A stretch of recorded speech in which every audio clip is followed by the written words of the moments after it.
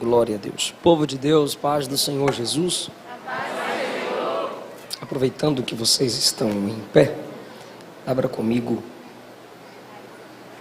se você trouxe um exemplar da Bíblia Sagrada, Apocalipse, capítulo de número 10. Queridos, Apocalipse, capítulo 10, podemos ler? Versículo 1 a seguir.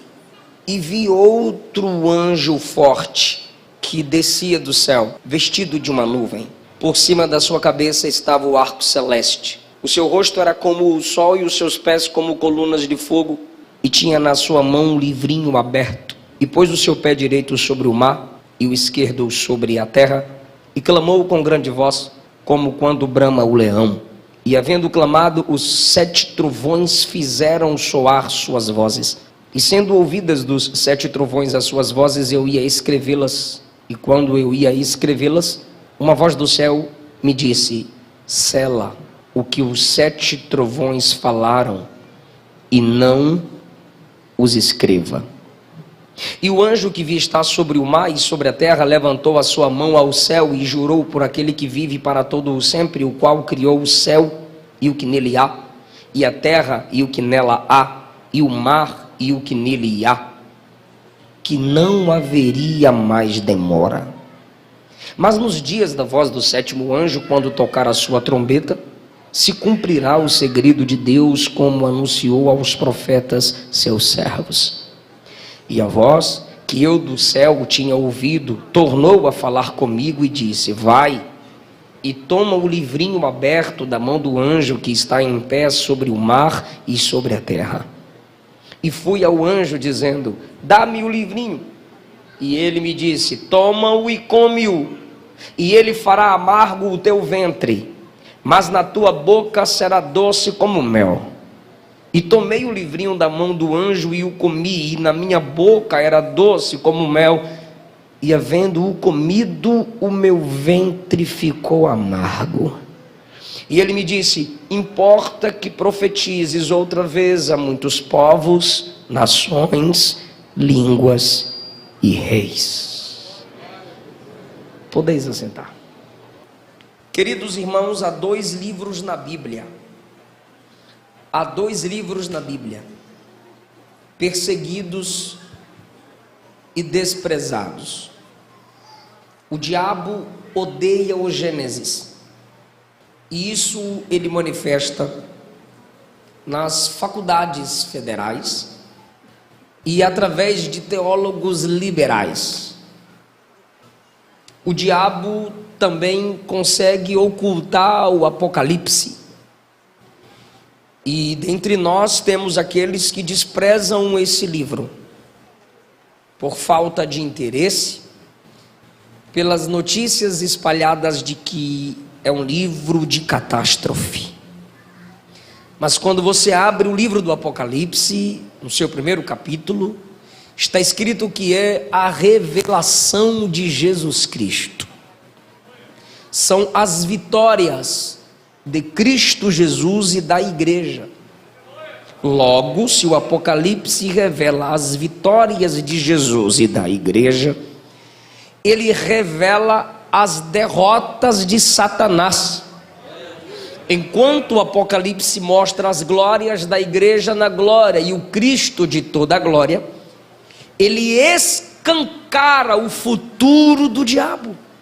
Então, enquanto Gênesis começa dizendo: da semente da mulher nascerá um, que tu lhe ferirás o calcanhar, mas ele ferirá a tua cabeça. Conectado a Gênesis, Paulo, no capítulo 3, versículo 15, Paulo diz aos Romanos, no capítulo 16, que o Deus de paz em breve esmagará Satanás debaixo dos pés da igreja. Então Gênesis começa, Paulo ratifica, Apocalipse conclui. Capítulo 2, o Senhor fala sobre o ataque de Satanás à igreja em Pérgamo, onde ele tem um trono, mas lá Jesus tem uma espada. O ataque de Satanás à igreja do Senhor em Tiatira e em Esmirna. Apocalipse, no capítulo de número 12, mostra a mulher que dá à luz a um filho, Israel, de onde vem Jesus. O diabo, o dragão, persegue a mulher Israel para que o filho não venha nascer, mas nasce, cumpre o ministério e sobe. Nos ares o dragão luta para destruí-lo também, mas João assiste a derrota decretada de Satanás. E o dragão, a antiga serpente, que é Satanás, caiu. Então, mais uma vez, a derrota do diabo é escancarada no Apocalipse. No capítulo 13, nós temos a ascensão do anticristo, com o dragão, o diabo, e o falso profeta, a trindade maligna, a imitação do Deus triuno. Mas esses que se unem a partir do 13, no 16, seu trono é derrotado. O diabo é revelado, tanto ele quanto os seus servos, como derrotados. Quando lemos Apocalipse 17 e 18, nós temos o sistema político e religioso que se submete a Satanás, destruídos. E enquanto a prostituta e a Babilônia, que é o sistema político e religioso que se opõe a Deus, nos capítulos 17 e 18 caem, repito, enquanto a prostituta e a Babilônia, que são o sistema político e religioso que se submetem a Satanás e caem, em Apocalipse 17 e 18, no 19, João é chamado a enxergar a noiva do Cordeiro no monte.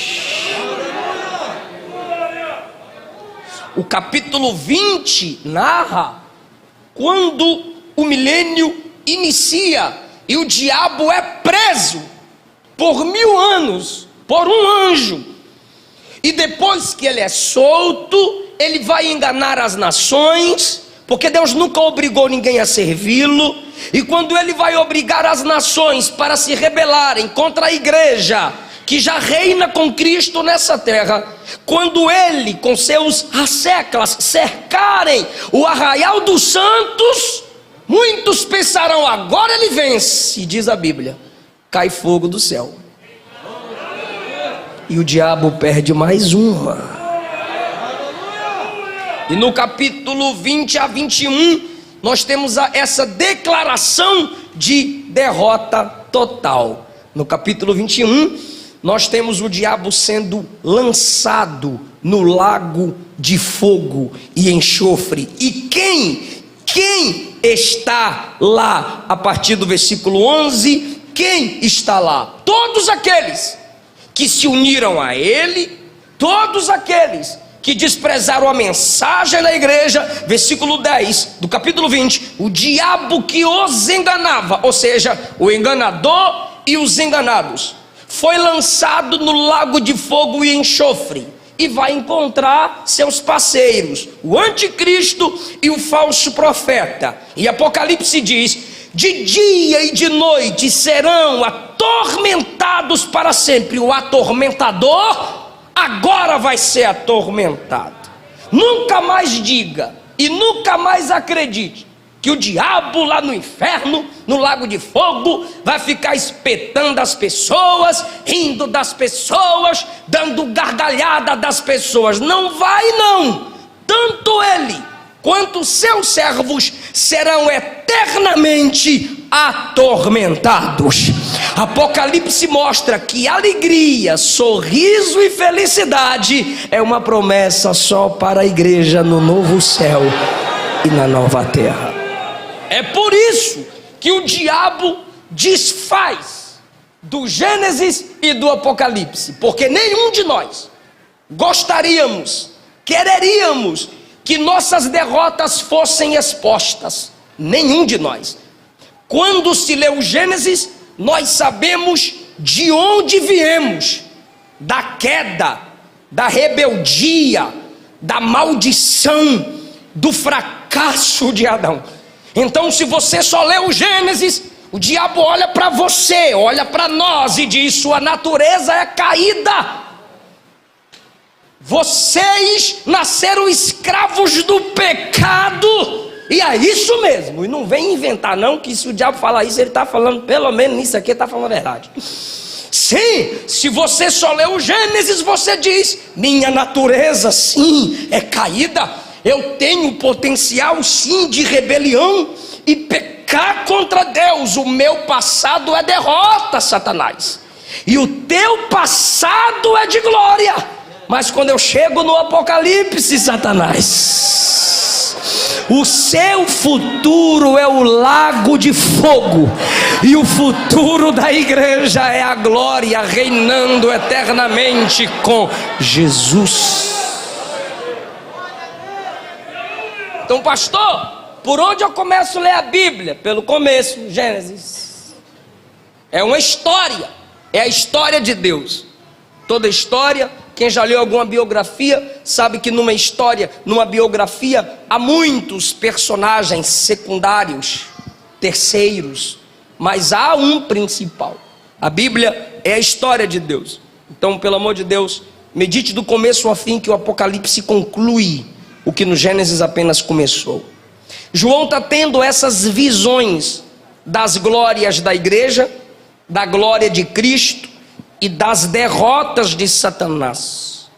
E dentro da visão da glória de Cristo, da glória da igreja e da derrota de Satanás, há mensagens simbólicas.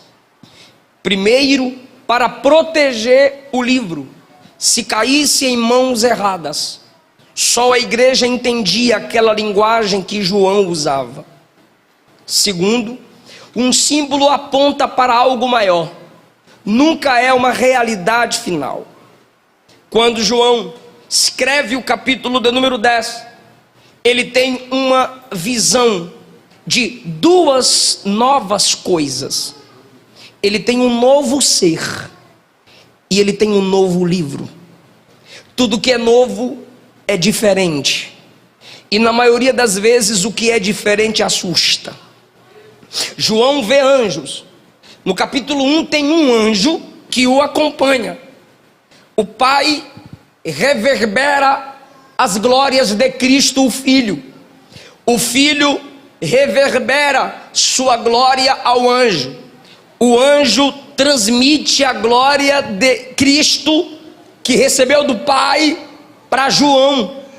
E João transmite a revelação do Pai para o Filho através do anjo para a igreja. Então João começa a ter experiência com o anjo desde o capítulo 1. Depois, no capítulos 4 e 5, ele vê os anjos nos céus, glorificando a Deus, cantando. Depois, ele vê os anjos que tocam trombetas para depois derramarem taças.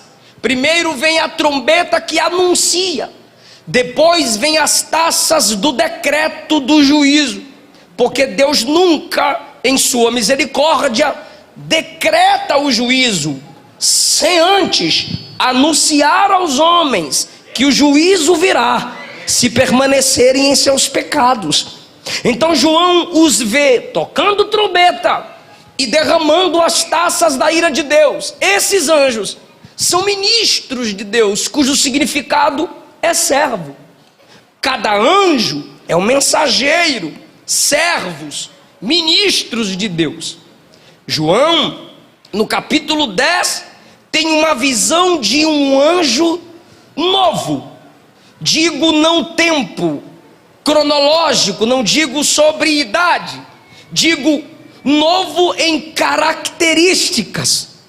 Ele já tinha visto no capítulo 4 e no capítulo 5 seres com características diferentes para nós, porém semelhantes a Ezequiel 1 Isaías 6, cheios de asas, cheios de olhos, olhos nas asas e no corpo, são seres novos, diferentes. Ele vê 24 anciãos, são seres diferentes. Porém, no capítulo 10, ele vê um novo anjo, ele vê um ser diferente. Também, no capítulo 1 se fala de um livro que é o próprio Apocalipse. No capítulo 5 se fala de outro livro, que é o termo de posse da terra. Capítulo de número 20, 21, fala sobre os livros que serão abertos no dia do juízo final. Mas no capítulo 10, João vê um novo livro, um livro diferente, conteúdo diferente, característica diferente, nas mãos de um ministro diferente, e é chamado de livrinho, está aberto, é dado a João, e ele tem que comer. Então é perceptível um novo mensageiro e um novo livro. Se é novo, é diferente. Então nós temos um mensageiro diferente e nós temos um livro diferente.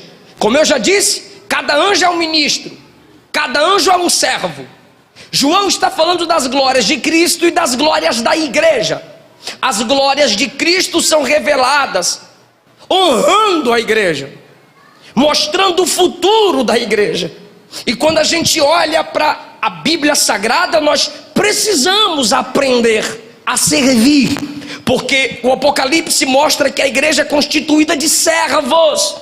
Então olha as características desse novo servo, desse novo anjo, desse mensageiro diferente.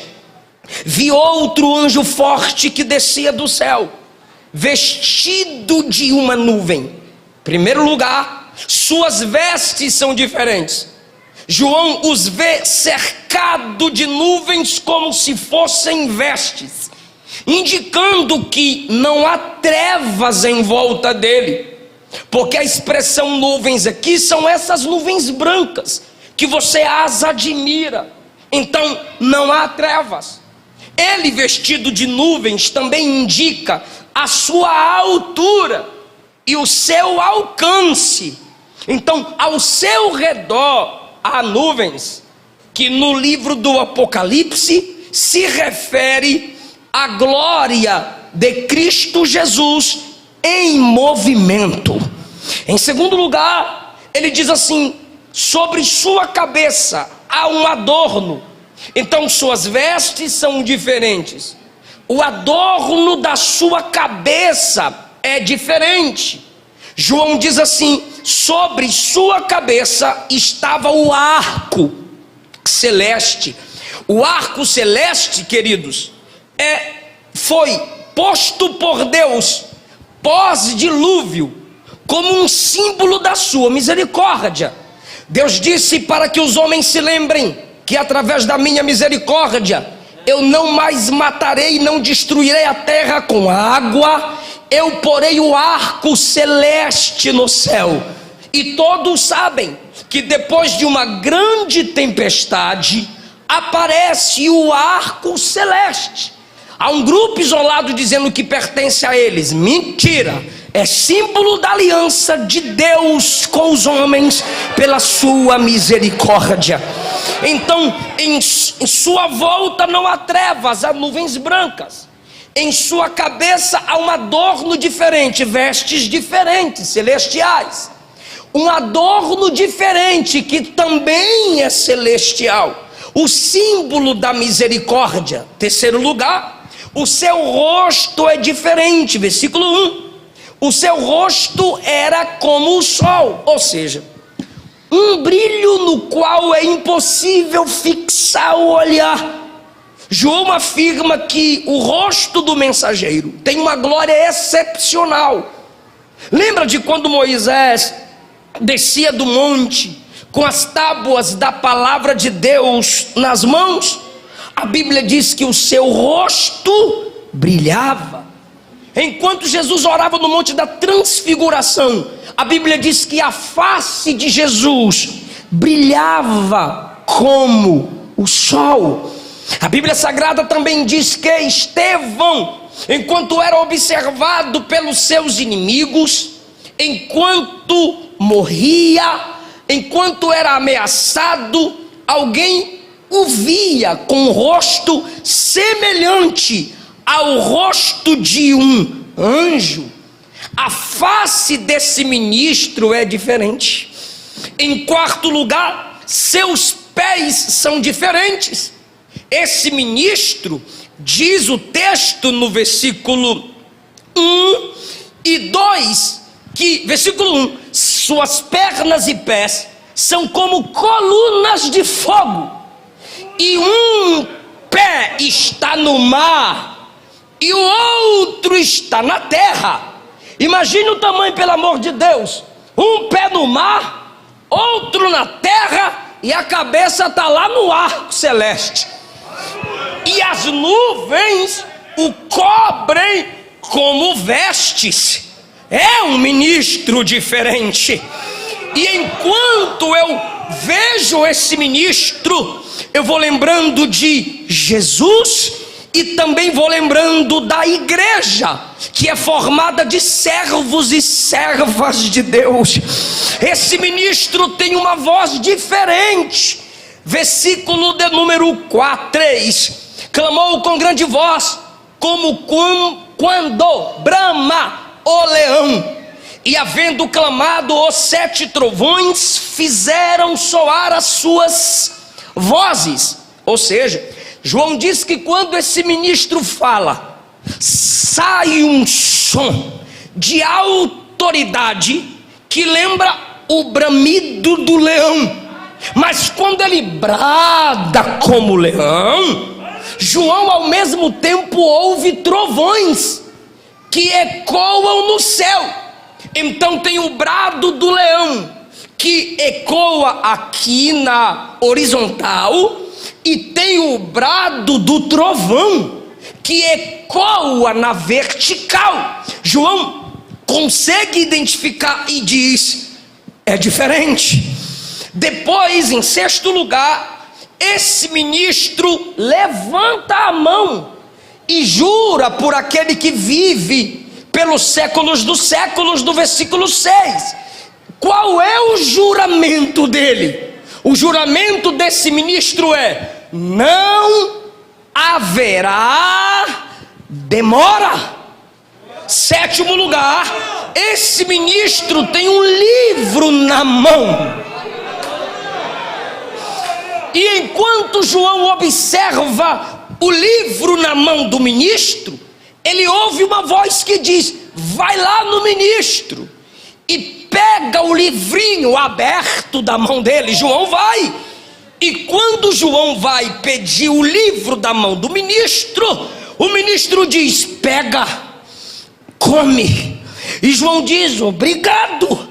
E o ministro diz: vai ser doce na boca, mas vai doer aqui dentro. João diz: obrigado. E João come o livrinho, e do jeito que o ministro falou, aconteceu. E quando João obedece o que o ministro ordena, ele ouve uma voz que diz assim: importa, ou seja, é necessário que você profetize, que você pregue a povos, línguas, muitos povos, nações e línguas e reis. O que isso tem a ver com a igreja? É que a igreja é composta de ministros diferentes. A igreja é composta de pessoas diferentes. Não há necessidade de nos igualarmos, não há necessidade de descermos o nível. A gente, como igreja, não precisa imitar o mundo. Se o mundo quiser ser feliz, que imite a igreja, porque ela é original.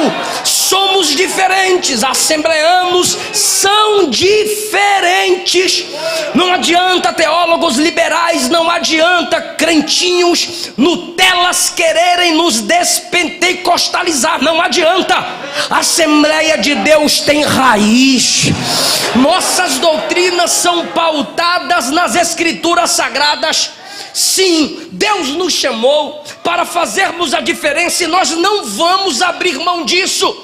Então, esse anjo tem vestes diferenciadas, vestes de nuvens. A igreja de Deus também. As vestes do santo são diferentes.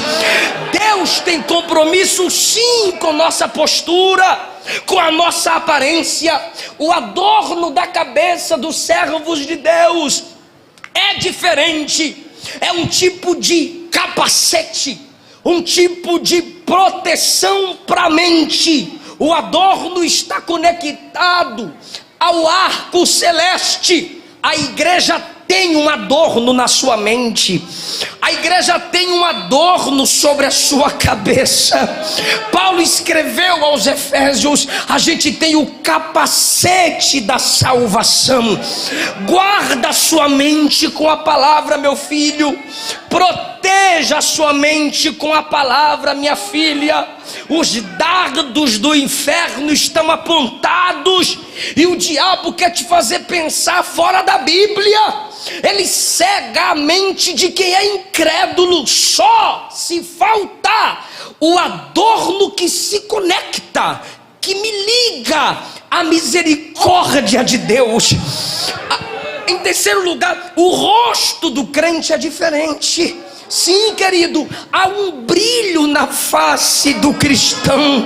E que brilho é esse, irmão? É a unção do Espírito Santo.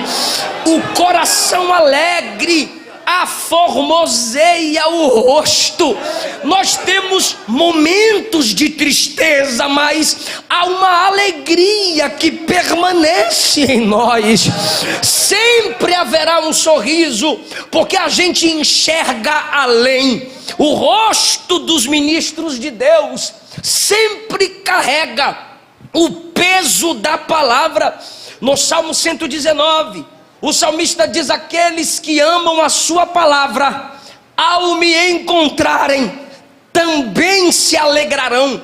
O rosto de Moisés brilhava quando ele trouxe a palavra. Irmão, é perceptível no rosto de quem tem o poder da palavra. Você percebe na cara de quem tem uma vida de oração. Você percebe o olhar malicioso do carnal. Você percebe, querido, o olhar cobiçoso de quem não mata a carne no jejum e na oração. Sim, não engana ninguém. Você sabe que ministros de Deus tem um rosto diferente, um brilho que lembra a glória de Deus. O alcance dos ministros de Deus é diferente. Esse ministro tem um pé no mar, esse ministro tem um pé na terra. O que foi que Jesus disse para a igreja? Aqueles que creem em mim farão obras maiores do que essas que eu faço.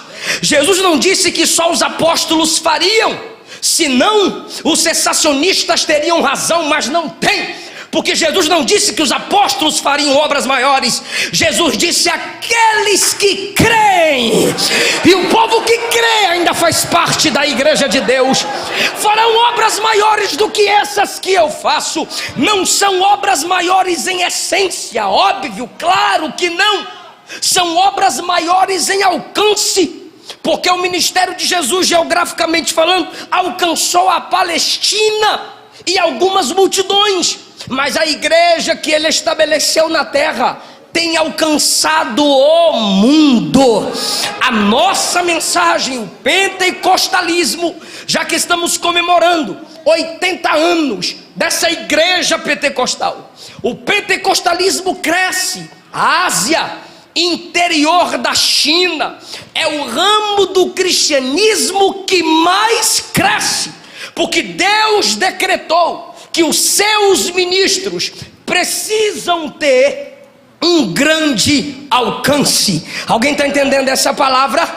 Seus pés são como colunas de fogo, porque onde ministros de Deus chega, onde a igreja chega, chega a luz, e as trevas precisam e devem ser dissipadas. A voz dos ministros de Deus, eu estou sentindo Jesus aqui. A voz dos ministros de Deus é diferente. Eu preciso de sua ajuda agora. Diz o texto que a voz do ministro é como a voz do leão e como a voz do trovão. Eu pergunto e você responde: é como a voz do leão e como a voz do trovão. Aleluia. Eu vou perguntar e eu sei que vocês sabem. A voz do leão ecoa na terra ou no céu? E a voz de trovão ecoa no céu ou na terra? Perceba que a voz do ministro, pastor, não é só como de leão para alcançar a terra. E também a voz do ministro, pastores, não é só como de trovão que toca o céu. Voz dos servos de Deus ecoam na terra e também ecoam no céu. Oh meu Deus do céu, como, de que forma que a voz da igreja ecoa na terra como leão? Pregando o evangelho, anunciando que Jesus salva, cura, batiza e em breve voltará. A voz como leão ecoa com voz de autoridade. Alguém postou hoje que o homem mais rico, ou um dos mais ricos do mundo, está ajudando a militância da ideologia de gênero com bilhões de dólares para inculcar na mente das crianças que elas não nascem nem macho nem fêmea, elas são o que elas quiserem. Já tem gente com medo, fica com medo. Não, eles têm o dinheiro, a gente tem o brado do leão, a gente tem a voz da autoridade. E como é que a gente faz, pastor? A gente fala. Eu vou repetir, o que a gente faz, pastor? A gente repreende. O sangue de Jesus tem poder. Não! Voz de leão se ouve quando ele abre a boca. O Senhor disse assim: bradando o leão, quem não temerá? Ordenando Deus, qual é o profeta que não vai falar?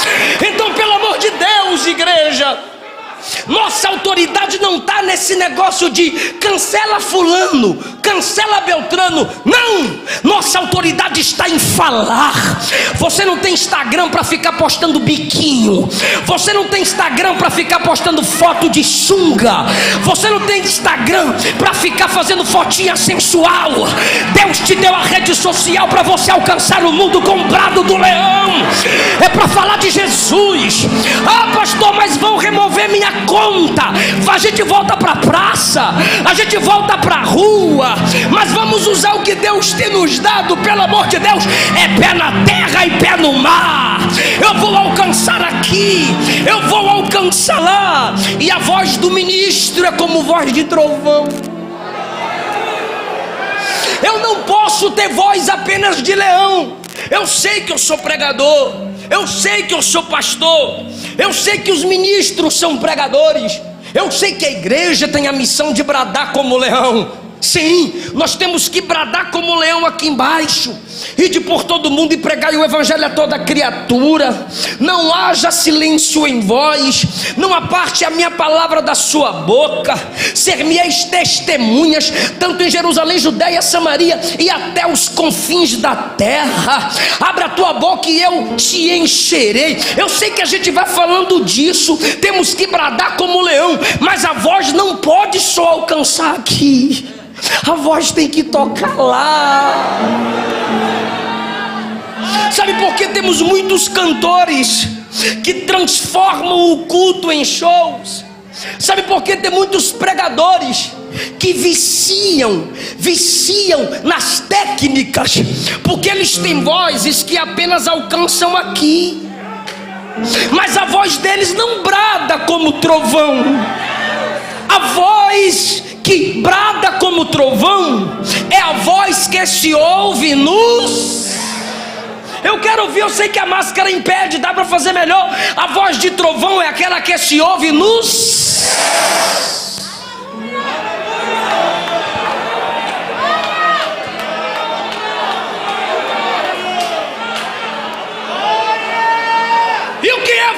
trovão que ecoa no céu. É a oração, irmão. É a oração, minha irmã. Tem gente, irmão, que não prega com a hermenêutica, com a exegese. Não. Às vezes ele só fala Jesus e aleluia, glória a Deus. Mas quando põe o joelho no chão, Jesus diz lá em cima: eu conheço essa voz. Eu sei de quem era essa voz. Tendo Salomão orado, acabado de orar, desceu fogo do Jesus, ao sair das águas e tendo orado, ouviu-se uma voz do esse é meu filho amado, em quem tenho prazer. Atos capítulo 1, Jesus disse: fiquem orando em Jerusalém, até que do alto sejam revestidos de poder. 10 dias de oração. Primeiro dia vem Espírito, segundo dia vem Espírito, terceiro dia vem Espírito, quarto dia vem Espírito, quinto dia vem Espírito, sexto dia vem Espírito, sétimo dia vem Espírito, oitavo dia vem Espírito, nono dia vem Espírito, no 10º dia, no 50º dia, no dia de Pentecostes, o céu se abriu. Cumprindo-se o dia de Pentecostes, estavam todos reunidos no mesmo lugar. De repente veio do céu, veio do céu, veio do céu, veio do céu, veio do céu, veio do céu um som como de um vento veemente, impetuoso, que encheu toda a casa em que estavam do mesmo jeitinho de vocês.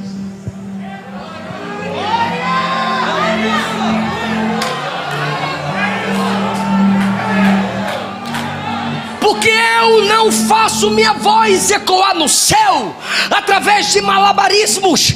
Eu não faço a minha voz ecoar no céu distorcendo textos. Eu não faço a minha voz mover o céu brincando com seus sentimentos. O único método da igreja fazer a sua voz ecoar no céu é colocando o joelho no chão. O único modo da voz dos ministros de Deus tocarem o céu. Então a voz da autoridade está na pregação e na oração. Pastor, mas há fraquezas em mim. Um crente fraco de joelhos é mais forte do que 1000 demônios de pé. Isaías 55:6: buscai ao Senhor enquanto se pode achar, invocai-o enquanto está perto. Eu sei que você sabe Jeremias 33:3: clama, não é reclama, é clama a mim, e eu vou te responder, e eu vou te anunciar coisas grandes, firmes, que você ainda não sabe. Mateus 21:22: tudo que pedires em oração, crendo recebereis. Romanos capítulo 12, versículo 12: sede perseverantes na oração. Efésios 6:18: orando em todo tempo no Espírito. 1 Tessalonicenses 5:17: orai sem cessar.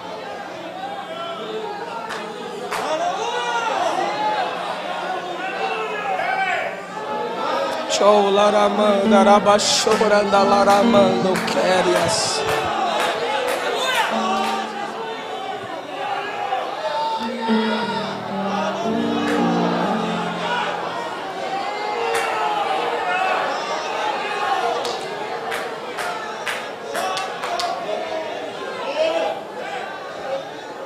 Deus tem saudades da gente de joelhos.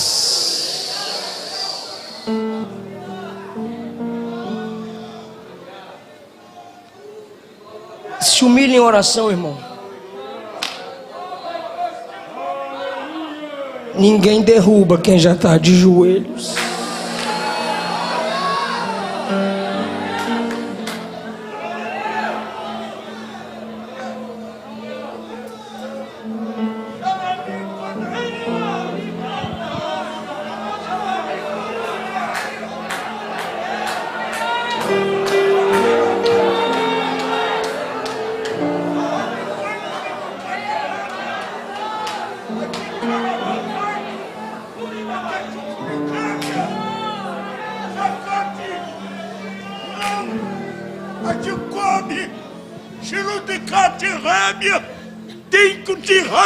Eu estou na casa, segurando a mão, levantando o caído, sustentando o fraco. Não desista, pois não desisti da minha igreja. Sou eu quem a faço clamar, sou eu quem a faço bradar. Minha ordem foi dada, e eu não ordeno sem capacitar. Se eu dei a ordem, obedece, porque eu estou na frente, diz o Senhor.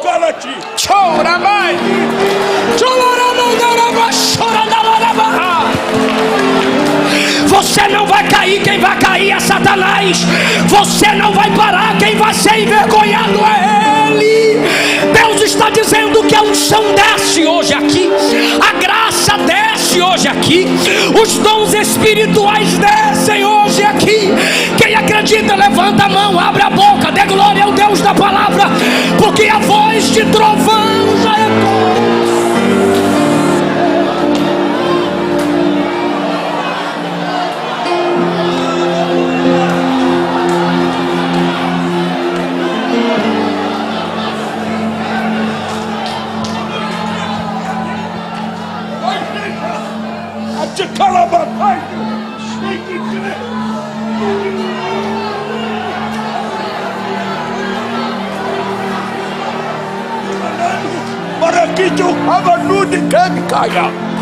Esse cocho-rubi é a minha força, é o meu refúgio, é o meu escudo.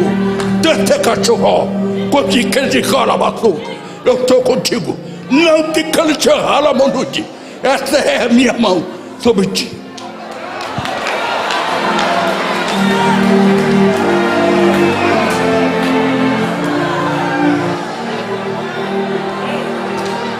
A oração é o teu refúgio, estou contigo, esta é a minha mão sobre ti.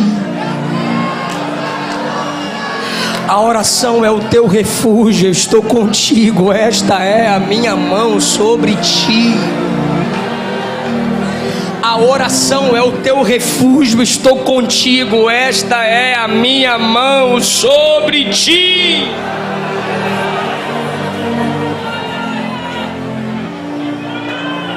Toque o céu.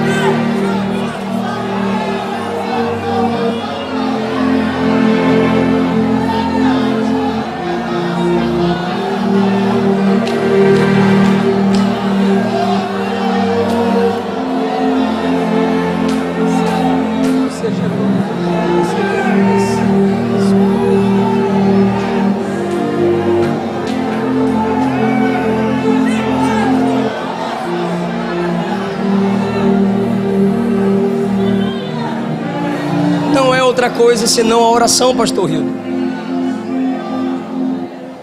Quando João acaba de contemplar esse ser diferente, há um livro diferente na mão do ministro diferente, e esse ministro que tem um livro na mão, ele brada no versículo 6: não haverá mais demora.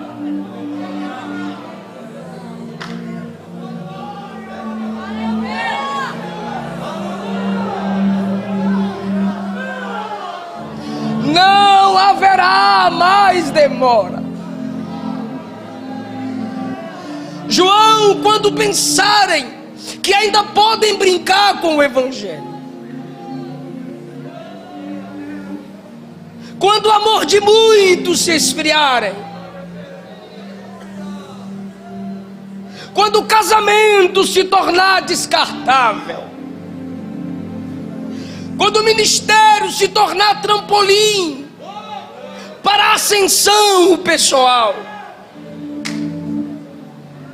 é preciso bradar-lhes com voz de leão e de trovão: não haverá mais demora.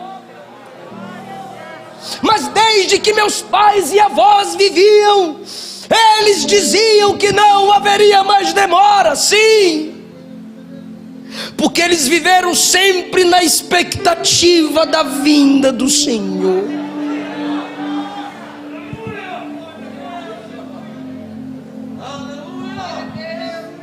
E o brado do ministro é escatológico: não haverá mais demora. Marcos 14, a partir do 60, Jesus é afrontado e esmurrado. E perguntam: és tu o Filho de Deus? E ele responde brevemente: vereis o Filho do Homem vindo das nuvens, cercado com grande esplendor e grande glória. 1 Coríntios capítulo 1, Paulo disse: não vos falta nenhum dom, enquanto vocês aguardam a vinda, a manifestação do nosso Senhor e Salvador Jesus Cristo. 1 aos Tessalonicenses capítulo 4, versículos 16 e 17, Paulo disse: o mesmo Senhor descerá nas nuvens, com alarido, com voz de arcanjo e com trombeta de Deus, e os que morreram em Cristo ressuscitarão primeiro, e depois de nós, os que estivermos vivos, subiremos juntamente com eles nas nuvens, seremos arrebatados e encontraremos com o Senhor nos ares. Não haverá mais demora. De repente, nós temos agora a manifestação do livro diferente. Do capítulo de número 5, João viu um livro selado, com 7 selos escritos por dentro e por fora. Mas o livro do capítulo 5, apenas o pai e o filho têm acesso. Esse livro do capítulo 10, o ministro diferente tem autoridade para dar esse livro a João. Então, o livro do capítulo 5 é para quem é digno, e só um é digno. Mas o livro do capítulo 10 é para quem é necessitado. Por isso o anjo diz a João: pega e come, porque ele é apresentado a João, digo, o livro, como um alimento, e alimento é necessidade diária. E se o livro é apresentado como um alimento que é necessidade diária, por que a gente quer ler Bíblia uma vez no mês? João recebe o livro e se alimenta dele. E do que você se alimenta, isso te fortalece. João não altera o livro, que é a palavra de Deus a ele. João não altera nada no livro. O livro é chamado de livrinho do começo ao fim. Livrinho devido à estatura de quem o segura. Livrinho devido à porção que é dada a João, porque a cada um é dada a porção. Então, João não altera o conteúdo nem o livro, ele é alterado. Ele sente o doce e ele sente o amargo. Ninguém tem autoridade para alterar o livro. O seu direito é simplesmente se alimentar do livro. O livro está aberto porque desde a abertura dos 7 selos não há mais segredos. Daqui as revelações. Quem nas revelações medita, obterá conhecimento do que Deus quer falar ao seu povo. Quando João vê o livro aberto na mão do ministro, ele ouve uma voz que diz assim: vai lá e pega o livro. João foi muito inteligente. Um ser daquele tamanho, João não ia simplesmente chegar lá e pegar. João é inteligente. O ministro está com o livro aberto na mão, e a voz diz a João: pega o livro. João vai lá no ministro e fala assim: me dá. Aí o ministro olha para ele.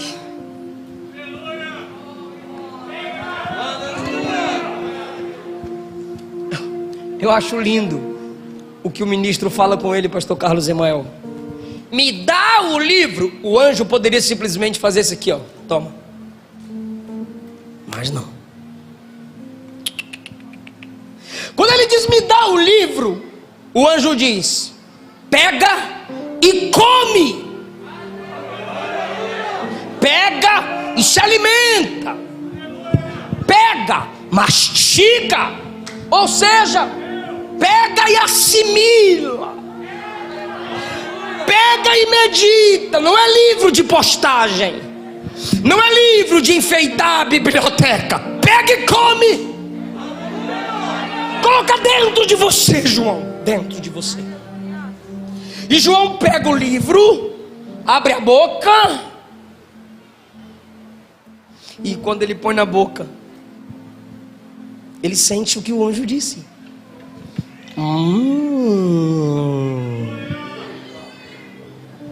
Doce como mel.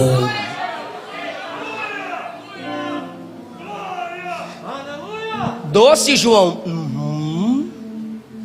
Aí o anjo, estou conjecturando, se ficar na boca, tu pode cuspir.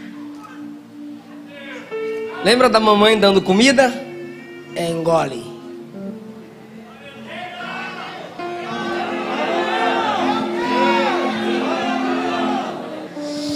Porque a Bíblia na boca é o comecinho.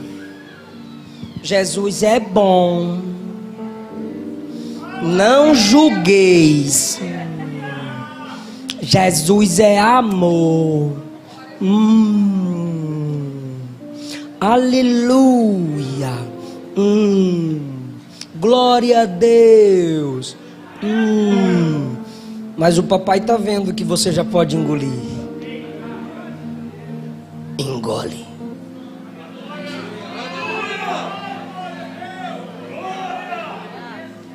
Dar glória a Deus é bom. Glória a Deus é gostoso. Mas quando você engole a Bíblia,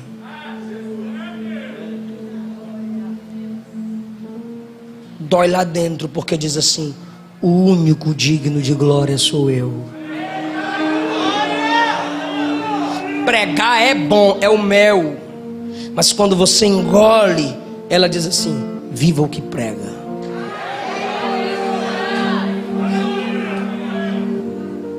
Noivar, casar é bom, é o mel da palavra. Tem que casar. Deus fez o homem e a mulher para o casamento. Que maravilha. Engole.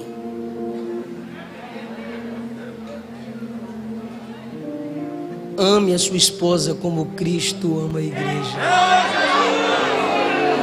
Amarga. Respeite seu marido como a igreja é submissa a Cristo. Amarga. Eu quero um filho, Deus vai me dar um filho. É a herança do Senhor, o fruto do ventre. É galardão, Salmo 127. É docinho, que coisa gostosa, que coisa fofura. Olha que tem gostosinho, né? É bonito demais. Engole. Atrasa o leite. tira o bico. Fala não. Aí você diz: ai meu Deus, que luta. Ai meu Deus, o que é isso? Por que é assim? Que rebeldia é essa? Que dureza é essa? Que é isso, meu Deus? Ninguém nasce santo, é pecador.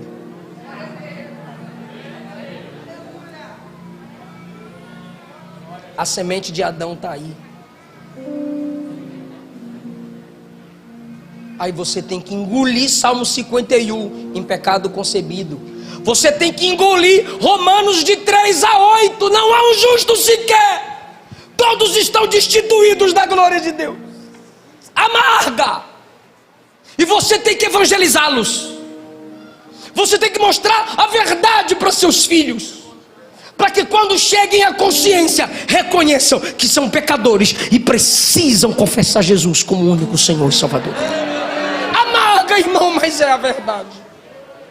Então, às vezes algumas pessoas querem viver no nível da palavra na boca, mas o anjo está dizendo: engole. Se isso aqui não amargou, você não conhece o Evangelho.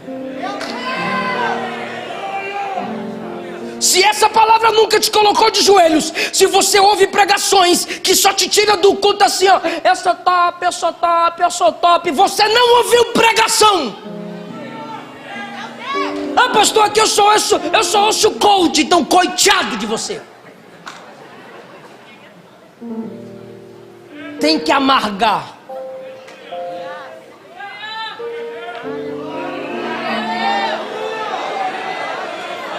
Tem que doer. João diz: me dá o livro. E comi o livro. Quando João comeu, ele faz assim, ó.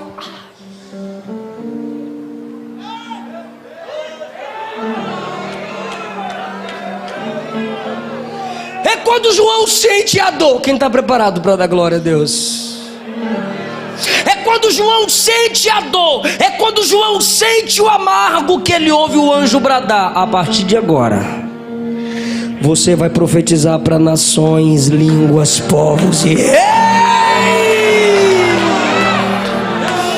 ministério não cresce sem dor. Família não prospera sem dor. Ninguém se desenvolve sem dor. Geração sem dificuldade gera homens fracos, homens que querem usar saia, homens que querem amaciar o Evangelho. Tempos difíceis geram homens fortes, mulheres sábias, igrejas cheias do Espírito Santo. Abraão, nos últimos versículos de Gênesis 21, montou um bosque para orar. Ele levantava o altar e oferecia cordeiro. Mas depois que Isaac nasce, ele monta um bosque, sombra, água fresca. Aí o 22, Deus diz: pega teu filho e oferece em holocausto. Mata e queima totalmente no altar. Porque ninguém se desenvolve na intimidade com Deus confortavelmente. Se não amargou, se o ministério não amargou, se a chamada não doeu, se o seu cristianismo nunca doeu, você não é crente.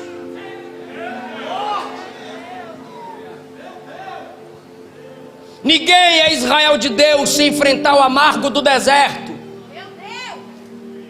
Ninguém é Daniel de Deus se enfrentar a cova. Ninguém é Misael, Ananias e Azarias se enfrentar a fornalha. Ninguém é cristão se não carrega a cruz como Cristo. Ninguém pode ter um ministério tão lindo como o de João se não sabe o que é solidão por causa do Evangelho. Então tem culto que depois que ouvir a palavra, que depois que comer a palavra, você vai sair daqui assim, ó. Ó, estou encerrando, fechei a Bíblia. Você vai sair daqui assim, ó. Ó. E a esposa? Mulher conhece a gente. O que foi, meu bem? Nada. Nada. Apanhou hoje que só, hein? Se você nunca saiu do culto assim, você precisa pedir a Deus para sair de um culto assim? Não, pastor, a gente faz trenzinho. Quando Deus está na casa, nós faz trenzinho. Quando Abraão teve encontro com Deus em Gênesis 17, quando Deus subiu, diz a Bíblia, e ele se retirou para a circuncisão. Quando Jacó teve encontro com Deus, em Gênesis 28, e depois em Gênesis 32, ele saiu mancando. Quando Daniel teve encontro com o anjo do Senhor, ele desmaiou. Quando Saulo teve encontro com Cristo, ele caiu cego. Se não amarga, você não encontrou Deus.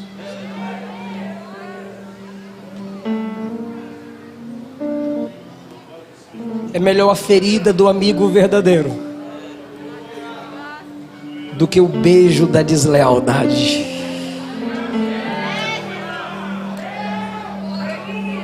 Está amargando, pastor. Eu estou pensando em desistir, pastor. Moisés também. Eu estou pensando em desistir. Está amargando, pastor. Elias também. Eu estou pensando em desistir porque está amargando, pastor. Jeremias também.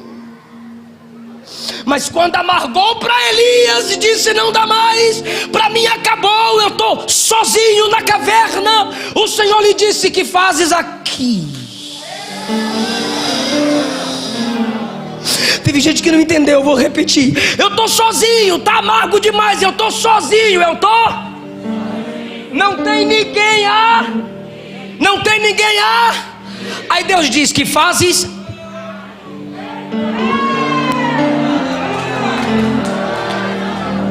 Quando você estava no monte arrebentando, eu estava com você. Agora que você está na caverna, não tem ninguém com você, eu já estava aqui te esperando, porque eu sabia que você viria para cá.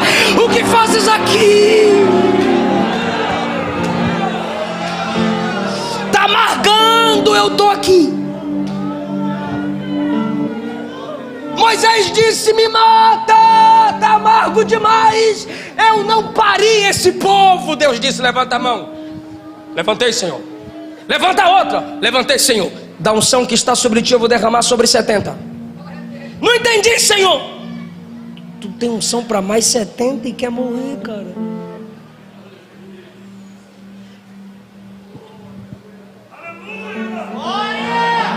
Não entendi, Senhor. Quando está amargo demais é que você tem bastante unção para ministrar a outros. Jeremias disse: eu vou desistir, para mim não dá mais, está amargo demais. Deus disse: se competindo com homem você já cansou, imagina quando eu te colocar para competir com cavalos.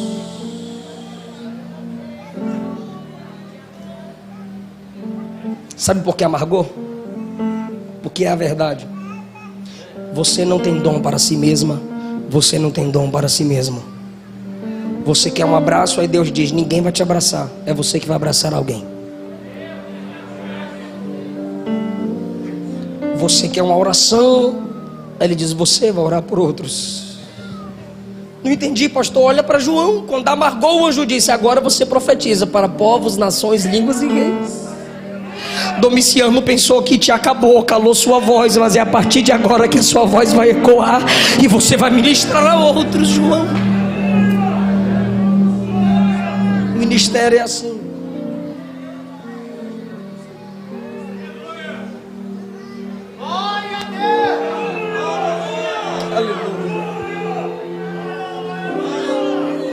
Aleluia.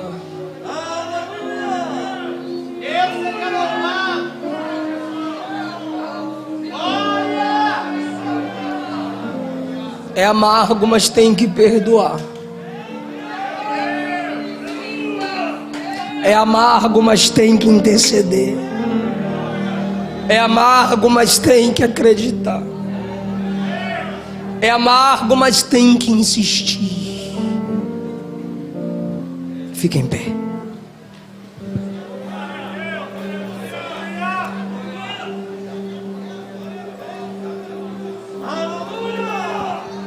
A unção de Deus está nessa casa. Ele está curando você, fortalecendo você, pelo poder do livro.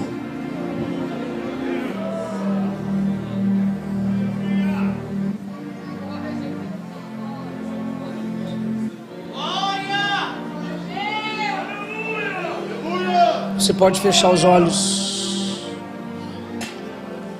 Ó Deus de João, ó Deus que se apresentou a João, aqui estão seus ministros, cuja mente precisa ser ligada ao arco celeste.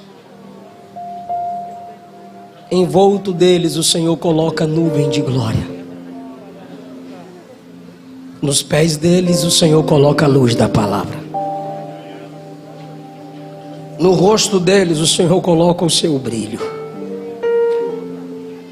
Nas mãos deles estão o livro. E às vezes esse livro nos confronta ao ponto de amargar. Mas é depois do amargo que a nossa voz alcança povos, línguas, nações e reis. O testemunho de quem sente o evangelho amargar vai alcançar os inalcançáveis, vai atravessar fronteiras, vai impactar vidas. Dá graça à minha irmã que chora. Dá graça, meu irmão que chora, porque a carne quer pecar, mas ele prefere o amargo da palavra que diz suporta. Queremos nos vingar, mas temos que suportar o amargo da palavra que diz perdoa. Dá-nos graça e traz de volta quem desprezou o amargo da palavra, Pai. Toca no coração dela, Jesus. Toca no coração dele, Jesus. Traz de volta quem desprezou o amargo da palavra. Porque é depois do amargo que chega a palavra do alcance ministerial. Em nome de Jesus. Em nome de Jesus. Eu quero saber se lá fora ou aqui dentro nós temos alguém que se afastou do evangelho, mas quer voltar para Jesus hoje. Ou você que nunca se entregou para Jesus, mas hoje você quer se entregar. Porque você desconfia de si, mas confia nele. Eu quero orar por você. Alguém vai te convidar para vir à frente. Vem com ele, vem com ela, deixa a gente orar por você.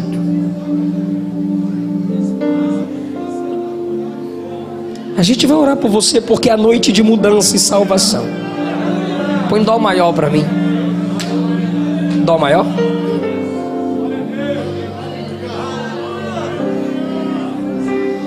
Ao findar o labor. Aqui está a primeira pessoa para Jesus, onde está a segunda. Quando a morte ao seu lado chegar, que destino há de ter? Você que está aí fora, eu estou te esperando, vem para Jesus. Qual será o futuro teu lar?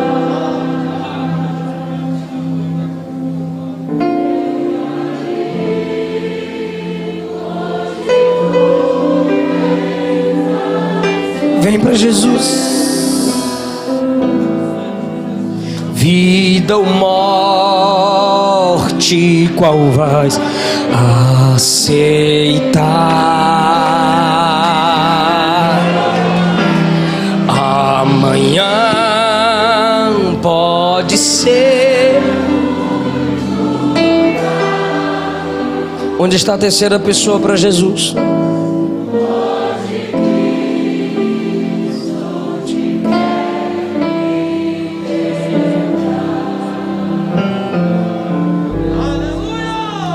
Tu procuras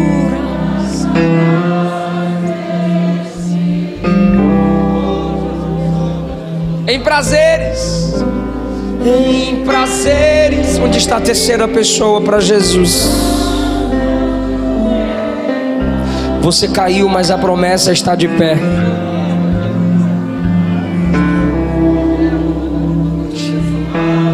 Na última hora da vida, os prazeres da terra não podem te valer,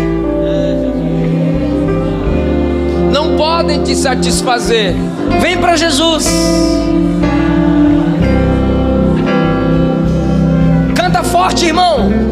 Meu amigo, hoje tu tens a escolha.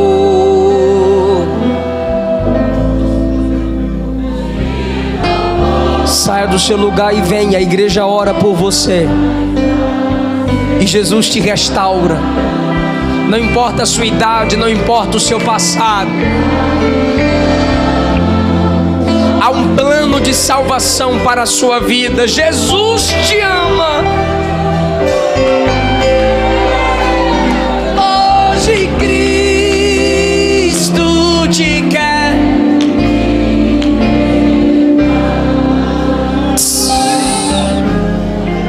Se tu, minha alma, a Deus suplica e não recebe.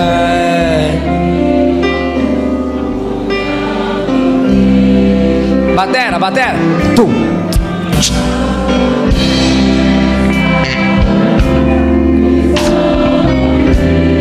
Infalíveis pra te valer. Escuta aí, porque te abates, ó minha alma, e te incomoda. Uma vida, duas vidas, três vidas, quatro vidas. Onde está a quinta vida para Jesus? Não tenha medo.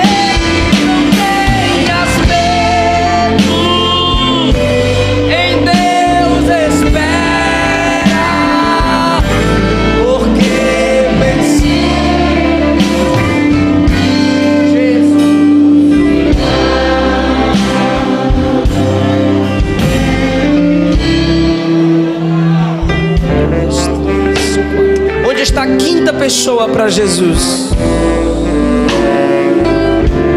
A quinta pessoa para Jesus. Você sabe que Ele está te chamando. Jesus de todos.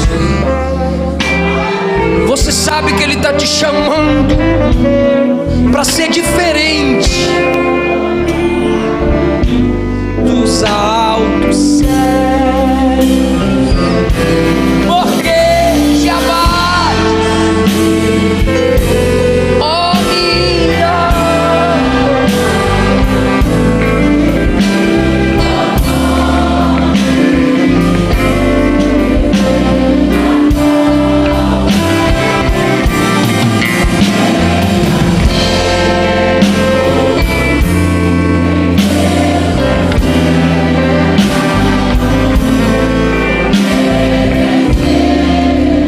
Onde está a quinta pessoa para Jesus?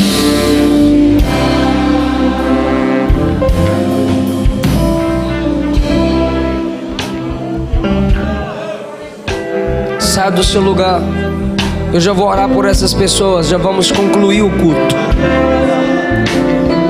Mas sua alma vale muito. Quem te dá graça é Jesus. É pela graça. É Ele quem te sustenta. Não é você quem se levanta. Se você fosse tão forte, você não teria caído. Quem te levanta é Ele.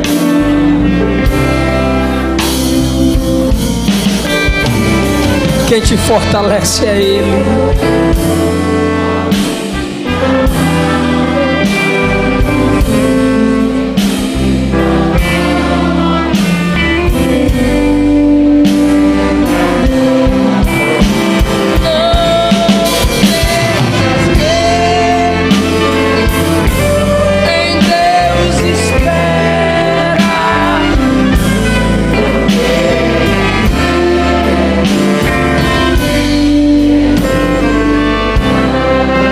Vocês que estão aqui na frente, vocês que vieram aqui à frente, olhem para mim. Romanos capítulo 10 diz: crendo com o coração, confessando com a boca, que o Cristo ressuscitado dentre os mortos é o Senhor, serás salvo. 1 João capítulo 2 está escrito: quem nega o Filho de Deus não tem o Pai, mas aquele que confessa o Filho de Deus, esse tem o Pai. Mateus 10, Jesus disse que quem o negar, ele o negará, mas quem confessá-lo, ele confessará seu nome diante do Pai e diante dos anjos. Então eu vou fazer uma oração, um modelo e simples. Vocês simplesmente repetem a oração, porque o fato de vocês terem vindo à frente não foi a insistência do pregador, já é a ação do Espírito Santo. Abaixe a cabeça comigo em sinal de humildade. E vocês que vieram aqui à frente, repitam após mim: Senhor Jesus, eu me entrego a Ti, eu Te recebo como meu único Senhor e meu Salvador. Escreve meu nome no Seu livro. Amém. Aplaude eles, irmãos. Glória a Jesus.